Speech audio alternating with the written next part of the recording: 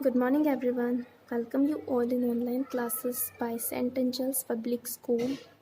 This is for Standard 5th in subject Science. Today also we are continuing the chapter number 4, the nerve system, means Tantrika Tantra. Today we are going to discuss about sense organs. Sense organs means हमारे संवेदी अंग या फिर ज्ञानेंद्रियां.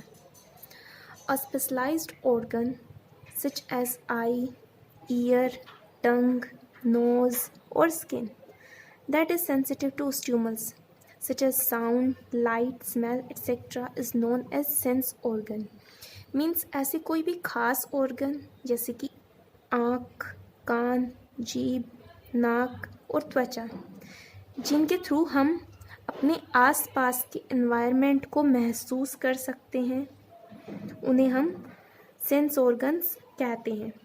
जैसे आँखों से हम किसी भी चीज़ को देख सकते हैं, कान से कोई भी आवाज़ सुन सकते हैं, जीभ से कोई भी किसी भी चीज़ का हम टेस्ट ले सकते हैं, नाक से हम किसी चीज़ को स्मेल कर सकते हैं और स्किन से हम हवा को महसूस कर सकते हैं, दर्द को महसूस कर सकते हैं.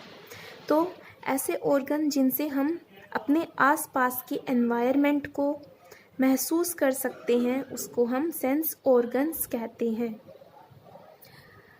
These organs collect information and send it to our brain through the sensory nerves. ये अंग इंफॉर्मेशन को कलेक्ट करके ब्रेन तक सेंसरी नर्व्स के थ्रू पहुंचाते हैं. मीन्स आपको लास्ट टाइम बताया था कि सेंसरी नर्व्स हमारे सेंस ऑर्गन से कनेक्टेड होती हैं जो इंफॉर्मेशन को ब्रेन तक लेके जाती हैं और फिर ब्रेन से वापस लेकर आती हैं मोटर नर्व्स.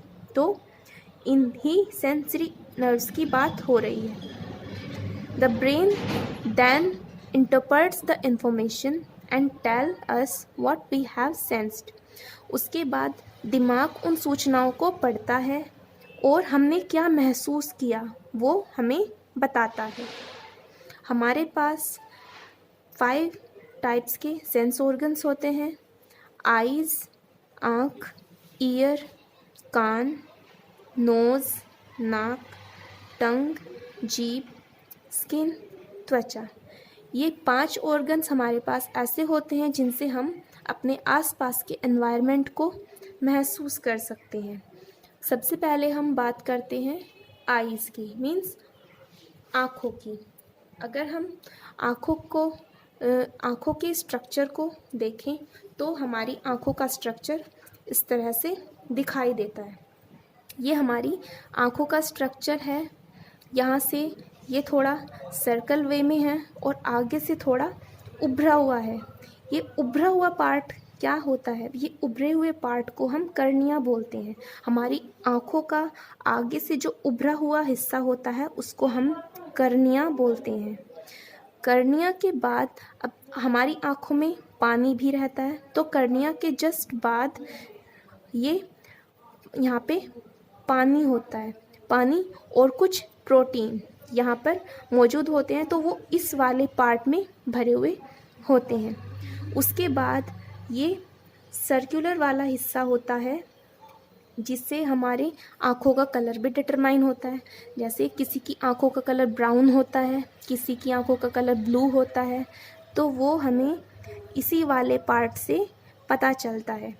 क्योंकि जब लाइट हमारी आँखों पर गिरती है तो अगर सपोज दैट किसी की ब्राउन कलर की आइज़ है तो जो वाइट लाइट है वो सारी लाइट्स को इसके अंदर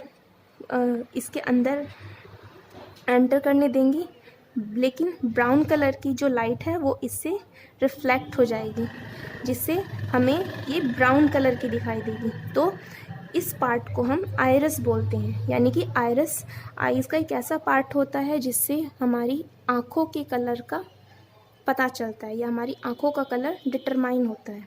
इसके बाद इसके अंदर एक छोटा सा ब्लैक कलर का होल होता है. सभी की आइज़ में ये प्रेजेंट होता है. इस पार्ट को हम पुपिल बोलते हैं. This is called pupil. ये अंदर से अंदर से एम्प्टी होता है, अगर लाइट यहाँ से इसके अंदर ट्रांसफ़र हो जाती है और अंदर यहाँ पे इमेज बनाती है, तो इस वाले पार्ट को हम पुपिल बोलते हैं।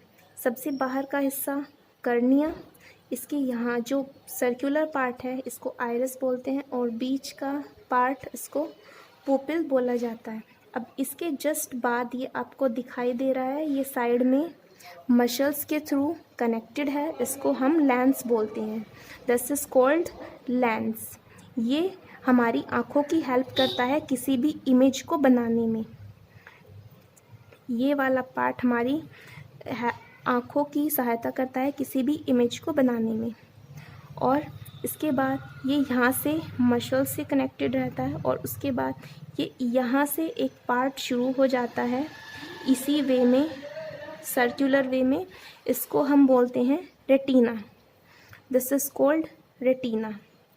तो जैसे लाइट हमारी आँखों के अंदर से ट्रांसफ़र होती है, यहाँ से तो या तो एब्जॉर्ब कर ली जाती है या फिर यहाँ से रिफ्लेक्ट कर ली जाती है, लेकिन अगर यहाँ पे हमारे लाइट आँखों पर पड़ी तो ये सीधा हमारी आँखों के अंदर एंटर कर जाती है और यहाँ पर फोकस करती है और रेटिना पर एक इमेज बनाती है।